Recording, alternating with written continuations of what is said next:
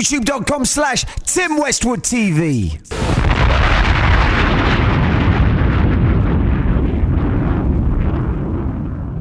Tim Westwood TV, Trey Songz, fam. Good to see you again, man. Tim, what up?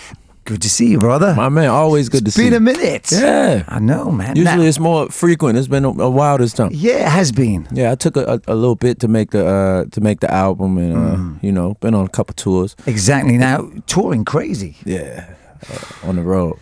I mean, running through with Nicki. Yeah. How you finding it? It's dope. Okay, how's it compared to the Chris Brown show? It's different in the capacity, whereas though, Chris and I, both males going back and forth, like, kind of our fan base is kind of intermingle a little more. Yeah. It's dope. Like the first show when I came out to see Nicki, like it was a lot of like young people, like it was a lot of, like the crowd is just way more diverse than I've ever seen. It's what, in age or in just ethnicity, like it's just it's dope to see like so many different people vibing. Like I'm used to probably 95% women at my shows. Exactly. So you got guys on the front row with Nicki painted on their face and stuff. So it's just exciting to see. Losing their mind, just like the girls. Mm-hmm. Yeah. And then when I come out, like they show me so much love as well, and it's dope to see. The Angels intermingle with the Barbies, and because both of us have very rabid fan bases, and when they come together, it's just dope to see the energy, man. Exactly. And the Angels have always been very cool with the Barbs. Oh yeah, believe it. Yeah, no beef at all. No beef, baby. That's so important. Now, with Between the Sheets, when you was on that tour, what was that like? Oh, it was awesome. Shout out to Tiger too, who played a big part in that. And it was basically, Chris and I sharing the stage for about 2.5 hours, just back and forth, just trading off hits. And for a moment in time, we shared the stage together and did like all of our ballads, which was personally my favorite part of the show. Like just to see, R&B that strong in arenas and see people like singing from the front to the back, like not sitting down the whole show. And it was just great energy around it. Chris being a great friend of mine, and everybody knows Chris faces a lot of criticism all day long, every day. So to see him just be him on stage every night, it was dope to see. Yeah, he probably needed that himself. Yeah, that energy, because he hadn't toured before that in 3 years. So it was his first time touring in a very long time. So to see his passion on stage and to see that, no matter what's going on outside of the world when he's on stage is all outside his head.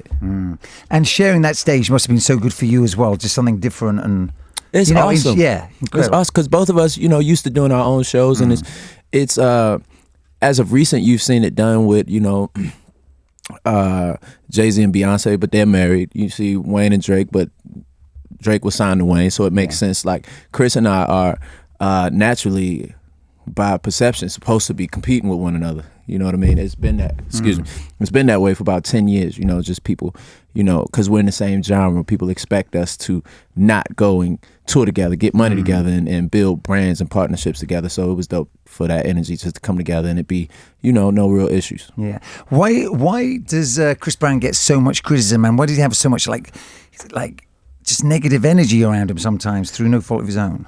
I mean, I think, it happens for anybody that achieves success that early. And once you make a wrong turn, people are quick to help you to keep making wrong turns versus, people lift you up to drop you in the music industry, in entertainment industry, period. So especially for a child star, like growing up, I think it's once you make a mistake, they don't really let you live. And it's kind of hard to, do that when you don't have, he says it in his own song, if you're only as good as the company you keep, then I'm gonna blame them for what they say about me.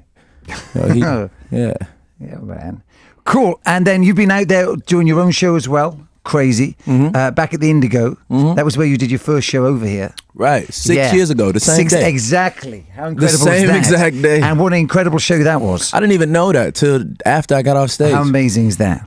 Right, and that place must be special to you because of that first show. It is very special. Like just being there, especially after playing the O2 the night before, like and having such a wide variety and vast crowd where you can't even see like halfway through the crowd or see the back, to a intimate venue where you can see the faces and you can basically reach out and touch people. it just was it was very special. Especially to perform like I said, album cuts, like, and they going crazy for songs like Cake and throwbacks like Can't Help But Wait, with the braids and I Need a Girl, and just that's a very special experience at this point in my career. Yeah. And with doing those massive arena shows, it's like, as you say, you're so far from the audience. Even like the pit is like, right. The pit is miles. 18 feet, exactly. Right. Half the length of Indigo, man. Yeah. It's like it's a different feeling. It's still the same rush. But being there, whereas though you can see the expression on people's faces where they're so close to you, it's just a different type of intimacy. It's a different level of realism. When you're so far away, you got to make sure that the people in the back know that you there for them too. You got to give a big grand show. And what I love about that as well, like in an arena, I could still do a record like Dive In or Can't Be Friends, and bring an arena down to Indigo size, and it feels as intimate. You know what I mean? At least and with those smaller venues, you can like relate more to the people. You know what I mean? Sometimes those big shows, you're just going through the motions. Sometimes, right. Sometimes you feel like you're up there by yourself. Sometimes, for real. Yeah. But on the other shows, you feel like the people are on the stage with you, basically, and you got to give them your all because they right there. They can see the sweat. They know what it is. Like, and shout out to everybody that came out to both shows. If you came out to Indigo, you came out to O2, we had a great time. Yeah. And that first show you did there was incredible. Man, thanks. Do you remember that? I remember just like nothing but women, but do you remember the crowd was kind of moving? Yeah, it was like it was moving like that. Like crazy. It was a lot of new energy on me, like at that moment. That was like absolutely. You said, first time. Yeah. First time is so special, man. Yeah, I remember. I was upstairs looking down. It was just like the wildest. Like when we first arrived at the venue, like I walked around, like I already knew everywhere to go. Like I walked up to the stage, I walked down through like where the audience would be in a couple hours, and I looked at the stage and I was like, wow, come a long way. Like, yeah, for real. Right. Yeah, big shows, baby. Big shows. I wish I had a couple more days here, man. I'd probably do about 5 shows. Last time I say we did 3 at where were we? Hammersmith. Yeah, Hammersmith. That's the Polo. Yeah, crazy. Yeah, we did 3 back to back. That was awesome. Yeah. And it was interesting being at that show how your crowd got more diverse and more expanded. Because the first one was 100% black. Right. And then those other shows, right. That was white no radio exposure, exactly. No nothing. No, what was crazy? I actually was told not to come over here by, we won't say who, record label. For real? Why? No, because this was a time whereas though you couldn't dictate what an artist could do without actual radio play or actual sales in the marketplace before knowing what the power of the internet was.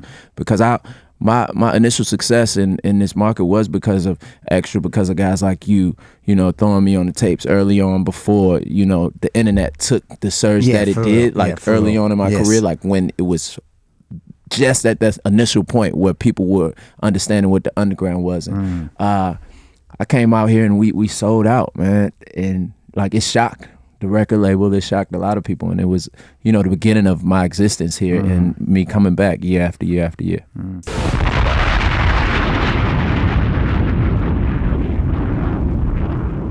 YouTube.com/Tim Westwood TV.